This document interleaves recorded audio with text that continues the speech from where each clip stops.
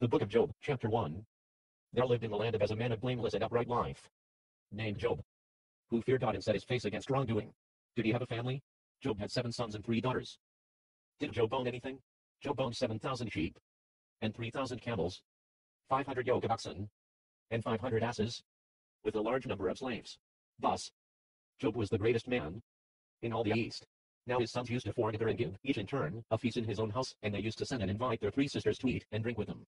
Then, when a round of feasts was finished, Job sent for his children and sanctified them, rising early in the morning, and sacrificing a whole offering for each of them. For he thought that they might somehow have sinned against God, and committed blasphemy in their hearts. This he always did.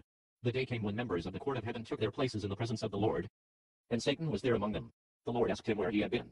Ranging over the earth, Satan said, from end to end. Then the Lord asked Satan, have you considered my servant Job? You will find no one like him on earth, a man of blameless and upright life, who fears God and sets his face against wrongdoing.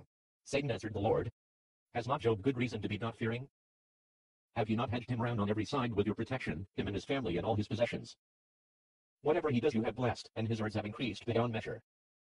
But stretch out your hand and touch all that he has, and then he will curse you to your face. Then the Lord said to Satan, so be it. All that he has is in your hands. Only Job himself you must not touch.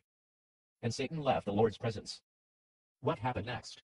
When the day came that Job's sons and daughters were eating and drinking in the eldest brother's house, a messenger came running to Job, and said, the oxen were plowing, and the asses were grazing near them, when the Sabaeans swooped down, and carried them off, after putting the herdsman to the sword. And I'm the only one to escape and tell the tale. While he was still speaking, another messenger arrived, and said, God's fire flashed from heaven. It struck the sheep and the shepherds, and burnt them up.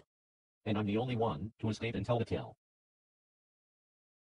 While he was still speaking, another messenger arrived, and said, the Chaldeans, 3 bands of them, have made a raid on the camels, and carried them off, after putting the drivers to the sword. And I am the only one to escape and tell the tale.